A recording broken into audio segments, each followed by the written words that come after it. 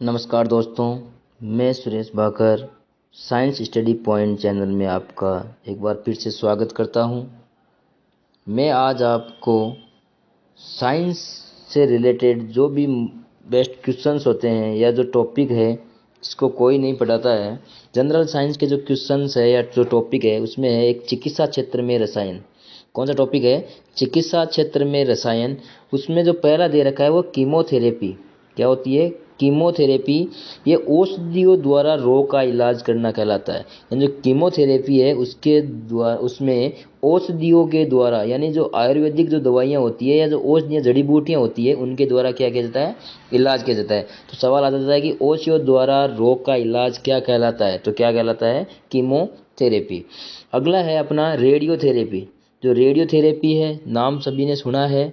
आज पढ़ते हैं इसको। विकिरणों द्वारा रोगों का उपचार, यानी विकिरणों यानी लेजर के द्वारा। रेडियोथेरेपी का मतलब होता है लेजर किरणों के द्वारा या विकिरणों के द्वारा जो इलाज किया जाता है, उपचार किया जाता है, उसे रेडियोथेरेपी कहते हैं।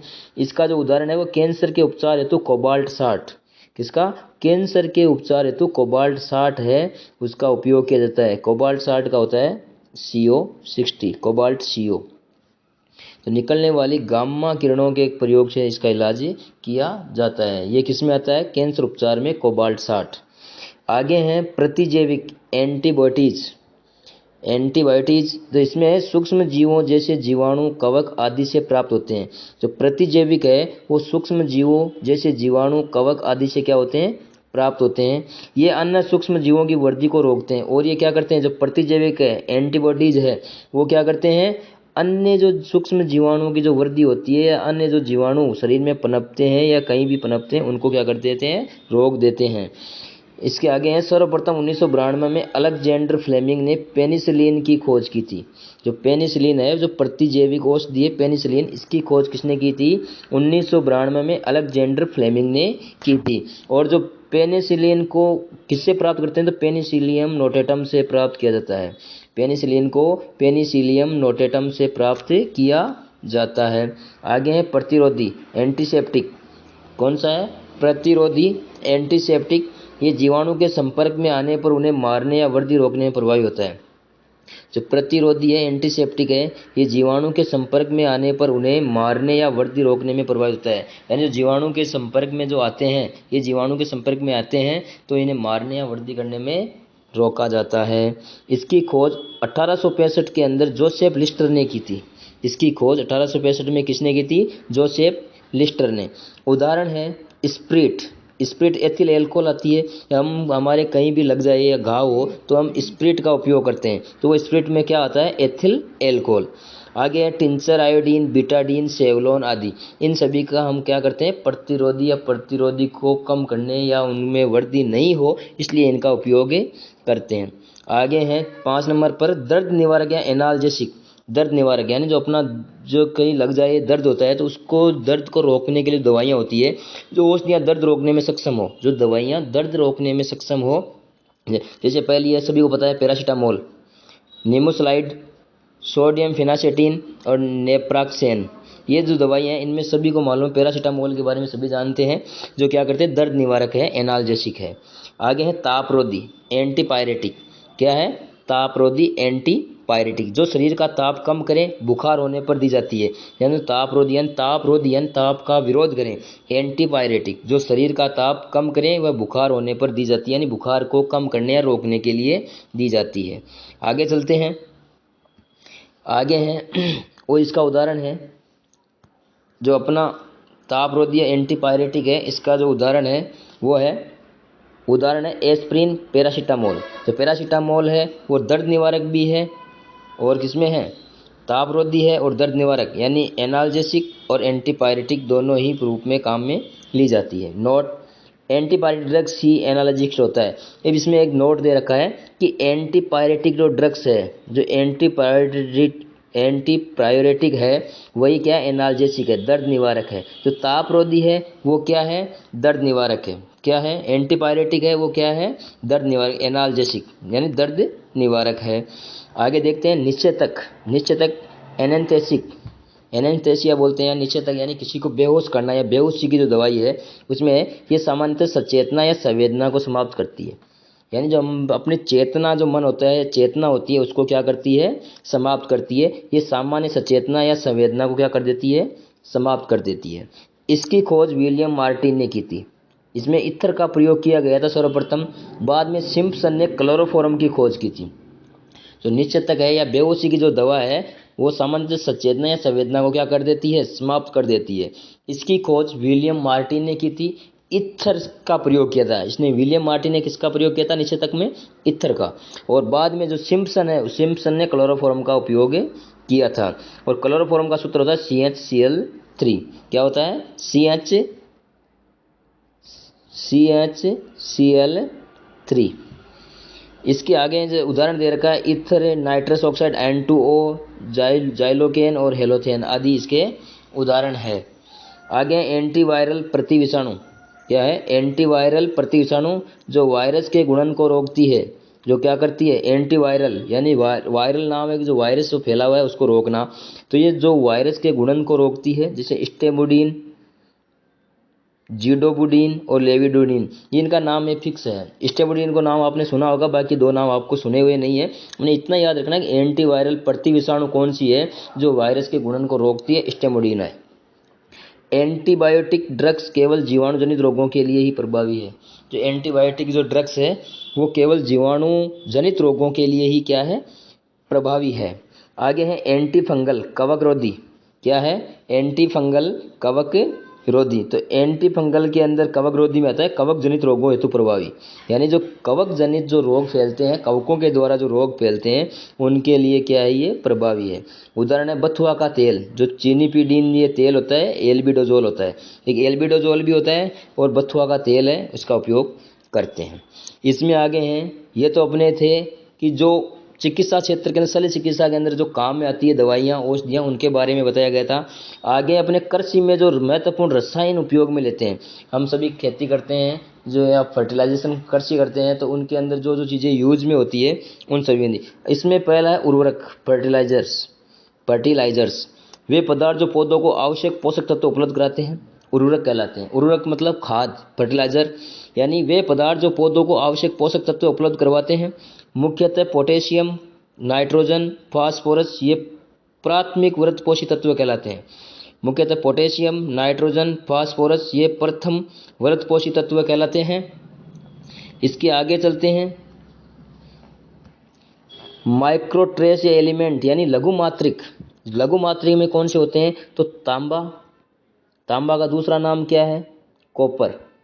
क्या है, कॉपर, जस्ता, बोरोन, मैग्नीशियम और कैल्शियम। गंधक, गंधक का मतलब होता है एस, एस का मतलब होता है सल्फर। क्या है, सल्फर, ये भी इसमें क्या होता है, यूज किया जाता है। आगे पौधे नाइट्रोजन को नाइट्रेट के रूप में ग्रहण करते हैं तथा कार्बन CO2 के रूप में ग्रहण करते हैं। पौधे नाइट्रोजन को तो नाइट्रेट के रूप में, NO3 के रूप में ग्रहण करते हैं तथा कार्बन को CO2, कार्बन डाइऑक्साइड के रूप में ग्रहण करते हैं। नाइट्रोजनी उर्वरक कौन कौन से होते हैं, तो अमोनियम सल्फेट या अमोनिया सल्फेट होता है, अमोनिया नाइट्रेट होता है तथा एक यूरिया होता है।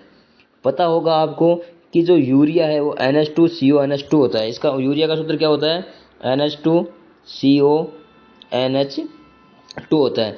वोलर द्वारा प्रथम प्रयोगशाला में संश्लेषित कार्बनिक यौगिक यूरिया ही है। जो वोलर ने जो प्रथम संश्लेषित कार्बनिक यौगिक है, ये मोस्ट सवाल है कि प्रथम प्रयोगशाला में संश्लेषित कार्बन, यानी कि बनाया गया था, प्रथम बनाया गया जो यौगिक है, कार्बनिक यौगिक है, वो कौन सा है, यूरिया। और यूरिया का सूत्र याद रखना, कई बार एग्जाम में आता है।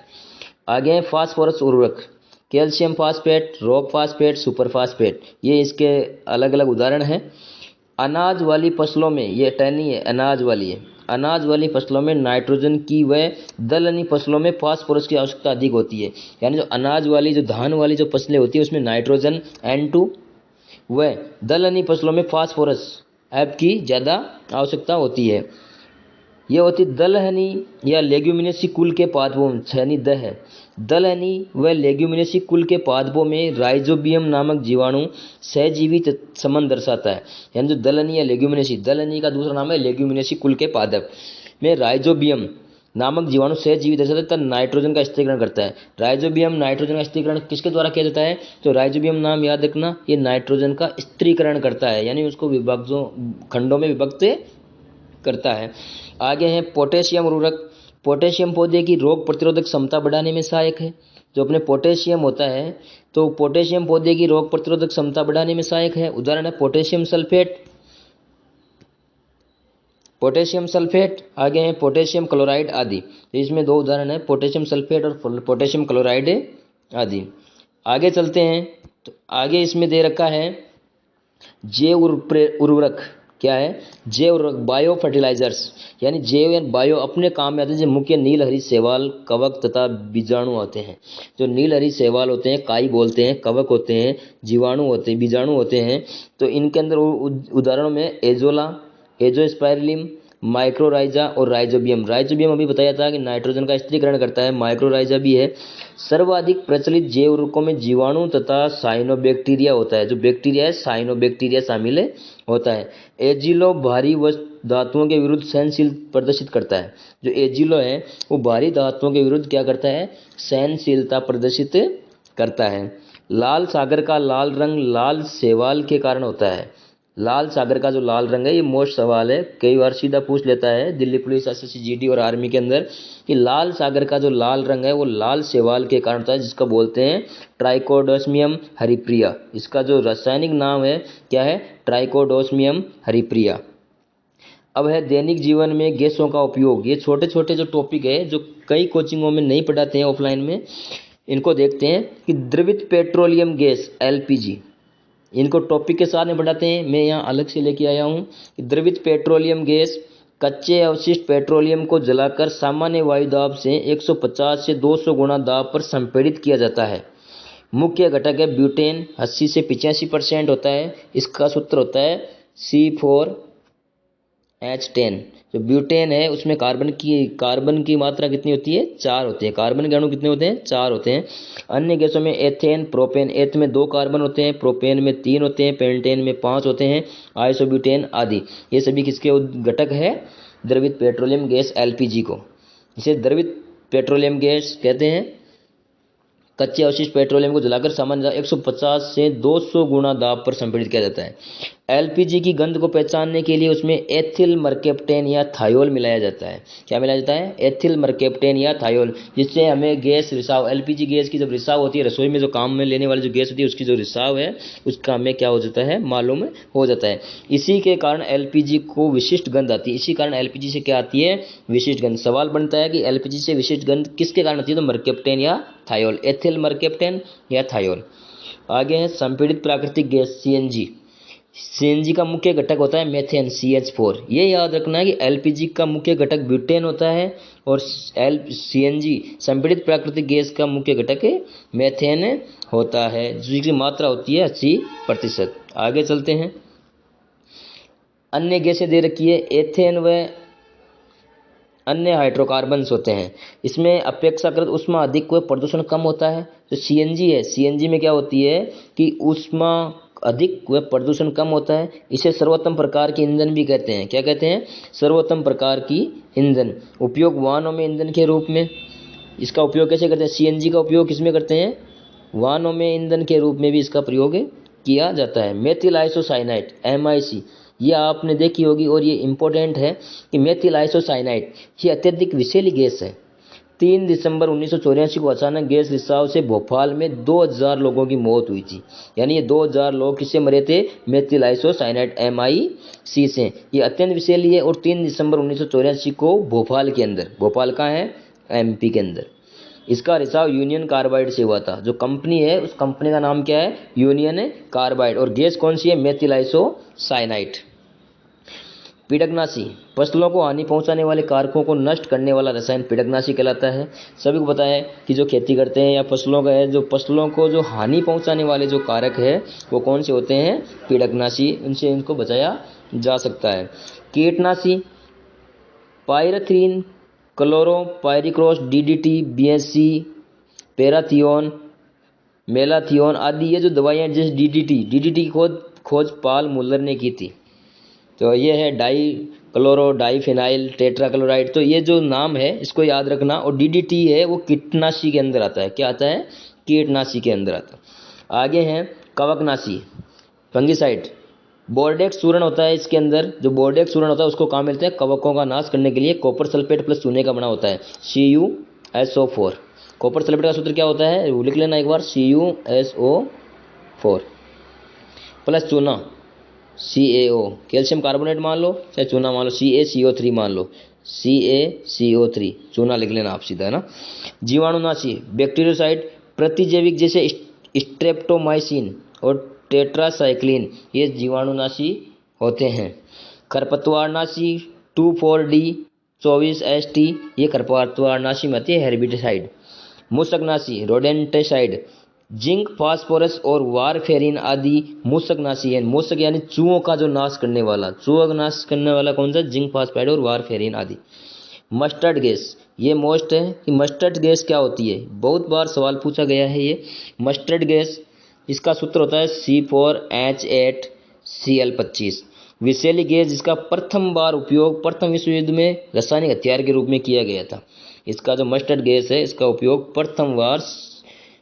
प्रथम विश्व युद्ध के अंदर किया गया था रासायनिक हथियारों के रूप में। आगे चलते हैं। लेबिसाइड, ये एक विषैली गैस है, इसका उपयोग द्वितीय विश्व युद्ध में किया गया था। ये इतनी इंपॉर्टेंट नहीं है जितनी मस्टर्ड गैस है। आगे है एथिलीन या एथीन गैस, कच्चे फलों को पकाने में। कभी कच्चे फल हो उसको एथिलीन या एथीन जो गैस लगाते हैं तो उसमें से क्या हो, फल पककर तैयार हो जाते हैं कम समय के अंदर। एसिटिलीन, ये भी इंपॉर्टेंट है, ऑक्सीजन के साथ मिलाकर वेल्डिंग में प्रयोग करते हैं। एसिटिलीन या एथाइन गैस को वेल्डिंग के साथ में मिलाकर क्या करते हैं? सवाल ऐसे पूछता है कि वेल्डिंग में प्रयुक्त होने वाली गैस, तो एथिलीन और एसिटिलीन दोनों आएगा ऑप्शन, तो अपने को क्या करना है? एसिटिलीन। वेल्डिंग में ऑक्सी एसिटिलीन ज्वाला का प्रयोग किया जाता है। वेल्डिंग में कौन सी की जाती है? ऑक्सी एसिटिलीन ज्वाला का प्रयोग किया जाता है। आगे है अश्रु गैस, टीयर गैस, क्लोरोएसिटोफिनोन, इसका जो इसमें जो प्रयुक्त होती है अश्रु गैस में, जो टीयर गैस है आंसू गैस, जैसे कभी भगदड़ को हटाने के लिए आंसू गैस के गोले छोड़े जाते हैं या बंदूक से फायर की जाती है तो वो क्लोरोएसिटोफिनोन होती है और एक एकोलीन होती है। इसमें पासजीन होती है, ये क्लोरोफॉर्म अत्यधिक अस्थायी होता है। इसमें क्लोरोफॉर्म अत्यंत क्या होता है? अस्थायी होता है। ये प्रकाश वायु की उपस्थिति में अपघटित होकर फास्जीन गैस बनाता है। क्या बनाता है? क्लोरोफॉर्म है ना, वो क्लोरोफॉर्म अस्थायी होता है और ये वायु और प्रकाश की उपस्थिति में क्या करता है? क्रिया करता है। और क्रिया करने के बाद जैसे CHCl3 है, क्रिया करने के बाद में ये क्या कर लेता है? फास्जीन का निर्माण कर देता है। इसे रंगीन बोतलों में सुरक्षित रखा जाता है। किसमें रखा जाता है? रंगीन बोतलों में। ये सवाल भी कई बार आया हुआ है। लाफिंग गैस, हंसाने वाली गैस, ये आपको सब पता है, नाइट्रस ऑक्साइड होती है, N2O। क्या होती है? N2O। इसका उपयोग निश्चित यानी बेहोशी करने में भी किया जाता है। फास्फीन, PS3, फास्फीन का सूत्र होता है PS3 और फास्जीन अलग है, फास्फीन अलग है, ध्यान रखना। जहाजों द्वारा अधिक दूरी पर चले जाने पर सिग्नल देने में काम में आता है। जो फास्फीन है वो जहाजों का मतलब बहुत ज़्यादा दूरी पर जाने के बाद में उन्हें सिग्नल देने में काम में आता है। युद्ध के समय धूम्रपट के निर्माण में, स्मोक स्क्रीन के निर्माण में भी फास्फीन का उपयोग होता है। हरित गृह प्रभाव, हरित गृह प्रभाव के कारण पूरे विश्व के वातावरण का तापमान बढ़ रहा है, इसे ग्लोबल वार्मिंग कहते हैं। ये सभी का पढ़ा हुआ है, हरित गृह प्रभाव, ग्लोबल वार्मिंग। इसे प्रभाव के लिए उत्तरदायी गैसें सूर्य की लघु किरणें अधिक आवृत्ति को पार जाने देती है लेकिन पृथ्वी सतह से टकराकर पुनः अंतरिक्ष में नहीं जाने देती, तो इसी के कारण ये क्या होता है? हरित गृह प्रभाव। इसमें आगे हैं ग्रीन हाउस गैसें कौन कौन सी, तो कार्बन डाइऑक्साइड CO2 सबको पता है 80% के लगभग होती है ये। क्लोरोफ्लोरो CFC कार्बन होते हैं, CFC। CO2 80% के लगभग होती है। मीथेन CH4 होती है। जलवाष्प होती है। ओजोन O3 होती है। नाइट्रोजन के ऑक्साइड यानी N2O मान लो। सल्फर डाइऑक्साइड SO2 और सल्फर हेक्साऑक्साइड SO6 या SF6, सल्फर हेक्सा फ्लोराइड। इसके निवारण हेतु क्योटो प्रोटोकॉल पर विभिन्न राष्ट्रों के हस्ताक्षर किए गए हैं। ये थी अपनी साइंस की एक टॉपिक की जो जिसमें शल्य चिकित्सा के बारे में बताया गया था, कृषि से संबंधित और जो गैसें हैं उनके बारे में बताया गया था। ये जो मैंने आज जो टॉपिक करवाया है ये आर्मी SSC GD और दिल्ली पुलिस और अन्य जो राजस्थान की भर्तियां हैं किसी में भी उपयोगी साबित हो जाएगी। आप इस वीडियो को आराम से देखना, अच्छा लगे लाइक शेयर और कमेंट ज़रूर करें। धन्यवाद।